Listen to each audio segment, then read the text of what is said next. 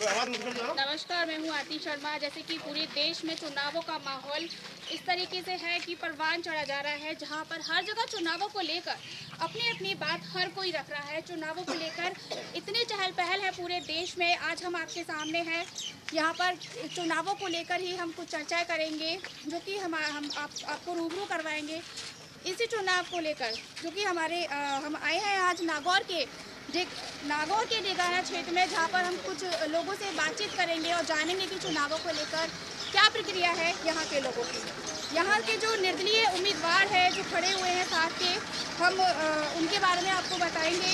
यहाँ जो विधानसभा के चुनाव होने हैं, जो कि 10 सीटें हैं चुनाव को लेकर, जिसमें कि पिछले साल 9 सीटें बीजेपी के हक में गई थी और 1 सीट निर्दलीय की ओर पर गई थी। इस बार भी 10 सीटें हैं और यहाँ से हमारे साथ बजरंग सिंह जोधा जी है, जो कि निर्दलीय उम्मीदवार से खड़े हुए हैं। आइए हम उनसे जानेंगे कुछ बातें कि उनकी चुनावों को लेकर जो उनकी रणनीति है, जो विचार है, वो क्या है। आइए हम उनसे सीधी बात करवाते हैं आपकी।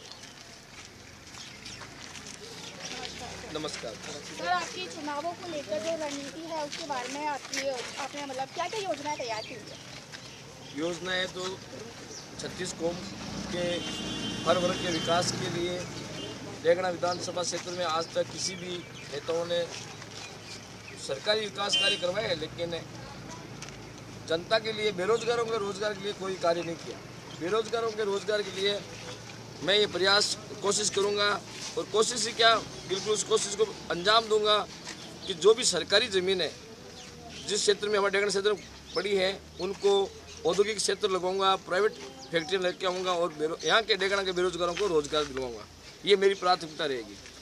सर, जैसे कि माना जाता है कि ये जाटों का केंद्र माना जाता है, तो इसको लेकर आपके सामने क्या चुनौती है?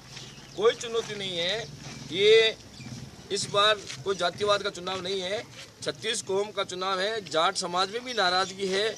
इस बात से नाराजगी है कि बीजेपी और कांग्रेस से दो ही परिवार, देश आज़ाद होने के बाद दो ही परिवार चुनाव लड़ रहे हैं, मिर्जा परिवार, किलक परिवार। इसलिए उन दोनों से नाराजगी है। इसलिए ऐसी कोई बात नहीं है कि यहाँ जाट, राजपूत, मेघवाड़, 36 कौम एक साथ है। यहाँ हमारा जातिवाद नहीं है। और सर, ये जो आजकल जो चुनाव चल रहे हैं, जो केंद्रीय मंत्री जो बाहर से जो यहाँ दौरा करते हैं, उनको लेकर कुछ ऐसा डर या फिर कुछ ऐसा विचार आया है कि जैसे चुनावों पर कोई फर्क पड़ सकता है यहाँ के क्षेत्र पर? नहीं, कोई फर्क नहीं पड़ेगा। यहाँ पिछली बार मोदी जी भी आए थे, जो वहाँ निर्दलीय उम्मीदवार हनुमान जी बेनीवाल चुनाव जीते थे। यहाँ वसुंधरा जी भी आई थी पिछली बार, जो कांग्रेस का उम्मीदवार जीता था। कोई ज़्यादा केंद्रीय नेताओं से, यहाँ ज़मीनी हकीकत से और यहाँ के लोगों से, यहाँ के समाज के, यहाँ के लोगों से ही फर्क पड़ता है, ना कि कोई ऊपरवाले नेताओं से फर्क पड़ता है। सर, जैसा कि सुना गया है कि आपने वंशवाद पर आरोप लगाते हुए काफ़ी कुछ कहा है, तो वंशवाद के ऊपर आपका क्या कहना है? नहीं, वंशवाद तो है ही। जैसे पहले राजा महाराजा बादशाह उनके जैसे वो ख़त्म हो जाते थे, उनके बाद में मरने के 100 वर्ष पहुंचने के बाद उनका बेटा उस गद्दी पर बैठता था। तो अब लोकतंत्र प्रजातंत्र है और आज भी ऐसा ही हो रहा है। इसमें ये बिल्कुल सही है, सत्य है। और सर, ये डार्क जोन और फ्लोराइड के ऊपर जो समस्या काफ़ी लंबे समय से चली आ रही है, तो उसके कुछ निदान के, कुछ उपाय के आपने मतलब कुछ सोचा है कुछ आगे के लिए करने के लिए यहाँ के क्षेत्र पर? नहीं, योजना ये चल भी रही है, लेकिन यहाँ नेताओं की उदासीनता के कारण यहाँ पर वो काम पूरा नहीं हो पाया है। इसलिए उस काम को गति दे करके हम उस काम को पूरा करवाएंगे। नहर का पानी आएगा यहाँ पर, लेकिन नेताओं लोगों की वजह से, उदासीनता की वजह से उनका काम अटक रहा है। बीजेपी का राज आता है तो बीजेपी में अटका देते हैं, कांग्रेस का, दोनों पार्टी आपस में टांग खींचे के कारण हम जनता परेशान हो रखी है। सर, यहाँ जो आप देख रहे हैं कि सड़कों का हाल इस तरीके से है, जलापूर्ति की समस्या है, तो सर प्राथमिकता के क्षेत्र में आपका कोई योगदान आगे के लिए, जैसे कि यहाँ के लोग हैं, उनको आपकी तरफ से क्या संदेश जाएगा अगर प्राथमिकता के ऊपर अगर हम आपसे बात करें? तो प्राथमिकता में जैसे भी सड़कें जो भी अधूरी है, जो टूटी फूटी हुई है, उनको बिल्कुल तैयार करवाना और पानी के लिए हर घर में, हर ढाणी में नल लगवाना। समस्या का बिजली और पानी, सड़कों की समस्या तो रहने ही नहीं देंगे। अगर ये 2.5 साल में अगर पूरी नहीं होती तो मैं जनता के सामने इस्तीफा दे दूंगा। अगर जनता का समर्थन और सहयोग मिला और चुनाव जीता तो मैं इस्तीफा दे दूंगा, अगर ये काम नहीं कर पाया तो। सर, जैसे कि आजकल आप देखें कि आपराधिक जो घटनाएं हैं काफ़ी काफ़ी तो बहुत ज़्यादा फैल चुकी है। आपराधिक किस्से आए दिन आपको सुनने को मिलते हैं। यहाँ तक कि जो बच्चे हैं वो घर से बाहर निकलने में सक्षम नहीं है। घर की जो बेटियां हैं पढ़ाई में, और जो लेडीज़ हैं वो बाहर जाने से आजकल बहुत घबराते हैं। काफ़ी दिन तक अकेले सफ़र करने में भी डर लगता है। तो सर, आपराधिक घटनाओं को रोकने के लिए आप ऐसा कुछ करेंगे? आपका ये सवाल बहुत बढ़िया है। और ये जो घटना घटती है वो सिर्फ नेता लोगों की वजह से घटती है। अगर जैसे कोई गलत काम कर रहा है और उसको पुलिस पकड़ के ले जाती है तो ऊपर से फ़ोन आ जाता है, सिफारिश हो जाती है, फिर उसको छोड़ दिया जाता है, तो फिर वो और भी घटनाएं आगे आगे बढ़ जाती है। इसलिए पुलिस कानून व्यवस्था पर कोई भी हम राजनीतिक हस्तक्षेप नहीं करेंगे और ये कहेंगे जो गलत है वो गलत है। मतलब पुलिस बिल्कुल निष्पक्ष होकर के न्याय करे, किसी का दबाव में नहीं आए। बिल्कुल, ये थे हमारे साथ में जो हमारे साथ में खड़े हुए निर्दलीय पक्ष जो खड़े हुए हैं, उनसे हमने आज आपसे सीधी बात की है। जी सर, हमसे बात करने के लिए आपका बहुत बहुत शुक्रिया। आपका भी बहुत बहुत धन्यवाद। अच्छा, तो हम यहाँ चलते हैं। हमारे साथ कुछ यहाँ पे जनता, कुछ निवासी यहाँ के लोग साथ में खड़े हुए हैं। हम उनसे भी कुछ उनकी राय जानेंगे कि आखिर चुनाव को लेकर उनका क्या कहना है। और यहाँ जो साथ में जो लोग हैं, हम उनसे बात करते हैं। आइए चलते हैं, हमारे साथ हम बात करते हैं। अच्छा, आपका नाम? सर, आपका जैसे चुनाव हो रहे हैं विधानसभा के, उसको लेकर आपका क्या है?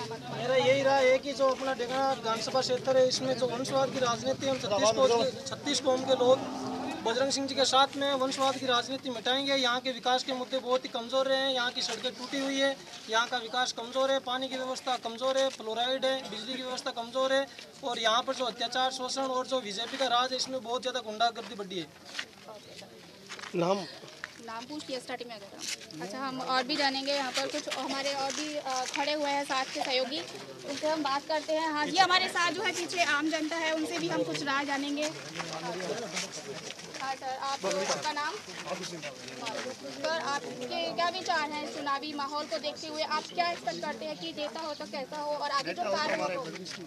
अच्छा, और ये अच्छे काम करते हैं, 36 कौम को साथ में लेके चलते हैं।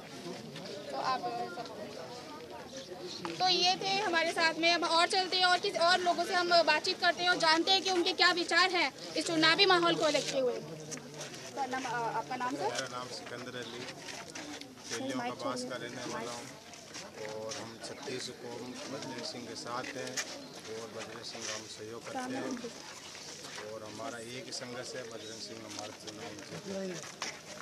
ओके सर, आपका चुनावी माहौल को देखते हुए क्या विचारधारा है, या क्या आप सोचते हैं कि जो चुनाव हो रहे हैं तो उसमें आप क्या चाहते हैं अपने यहाँ का जो हमारी जो आगे के लिए जो सोचा है, सड़क है, पानी है, या फिर आपकी क्या अपनी जो है इच्छा है कि हाँ ये काम होने चाहिए या ये ऐसा होना चाहिए? आप किसके सपोर्ट में है? जी, बजरंग सिंह जी ने खूब हमारे दरुंदा में काम खूब किया हुआ है, आप आके देखो।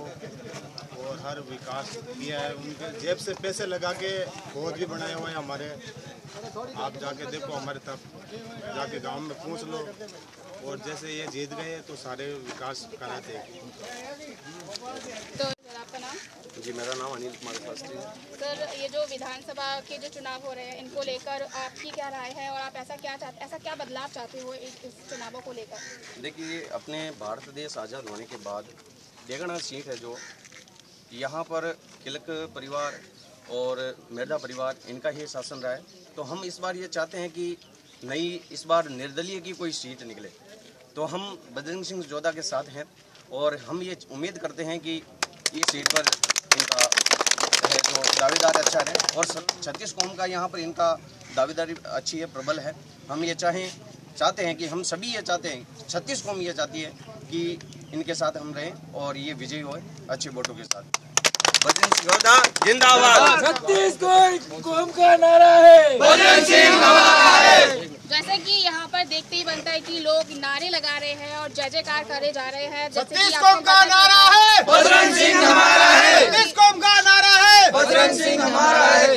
निर्दलीय उम्मीदवार के बजरंग सिंह जोधा जी हैं, जो कि उनके सपोर्ट में इतने सारे लोग हैं यहाँ से, तो लगता है कि इनका ही जय जयकार होने वाला है। तो आइए हम एक और सवाल जानेंगे। आइए हमारे साथ, हम सबसे एक और सवाल जानते हैं।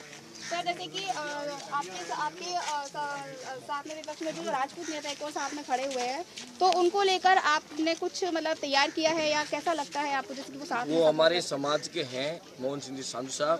वो पिछले 2 बार चुनाव हार भी गए थे, एक बार बीजेपी से, एक बार निर्दलीय, और पिछली बार उन्होंने फार्म भी उठा लिया था, और इस बार उनका कांग्रेस में टिकट वो मांग रहे थे। उनकी दावेदारी मजबूत भी थी, लेकिन उनको कांग्रेस का टिकट नहीं मिला और फिर वो निर्दलीय चुनाव लड़ रहे हैं। तो जैसा सभी चुनाव लड़ सकते हैं, ऐसी कोई बात नहीं लोकतंत्र प्रजातंत्र में, लेकिन 36 कौम मेरे साथ है और उन्होंने पिछली बार जो फार्म उठाया उसकी वजह से लोग उन पर अविश्वास कर रहे हैं कि भाई कहीं फार्म और भी उठा लें और समर्थन किसी को देते हैं।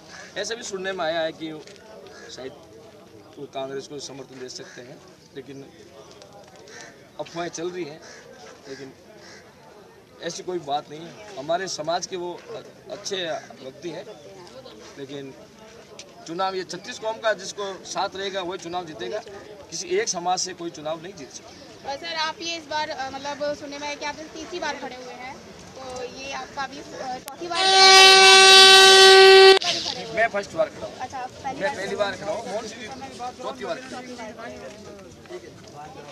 ये थे हमारे साथ जो हमारे बजरंग सिंह जोधा जी थे, जो प्रिया से खड़े हुए हैं, पहली बार खड़े हुए हैं निर्दलीय उम्मीदवार के लिए। कैमरामैन महिताब के साथ आतिश शर्मा, नमस्कार।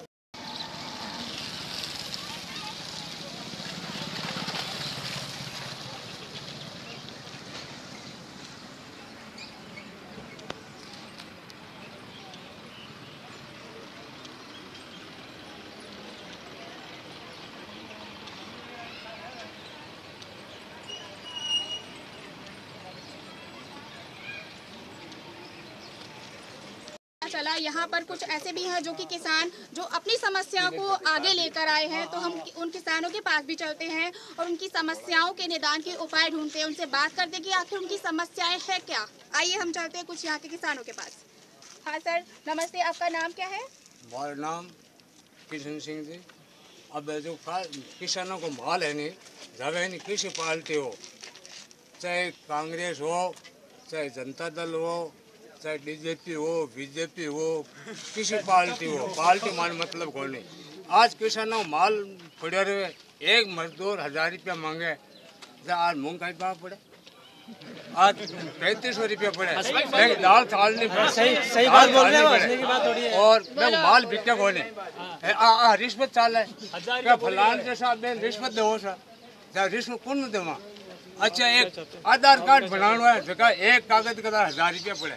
आप ये बताइए कि आप क्या चाहते हैं कि कैसी सरकार हो जो आपको इस तरीके से परेशानियां ना हो और आपकी परेशानियों का निदान हो सके। आप मुझे ये बताइए। सरकार को तो फेर बदला होनी चाहिए, मनमानी कोई की कौन चाल है, चाहे कांग्रेस भी की कौन चाल है, बीजेपी भी की कौन चाल है, जनता दल है तो भी की कौन चाल है, बस ठीक है। और विकास है, विकास का मामला में नहीं, जो देखो आज जो विकास तो कराए। चलिए ये थे हमारे साथ में कुछ किसान जिनकी समस्याएं भी हैं और वो परेशानियों के निदान भी ढूंढ रहे हैं। तो नमस्कार, आरती शर्मा, मैं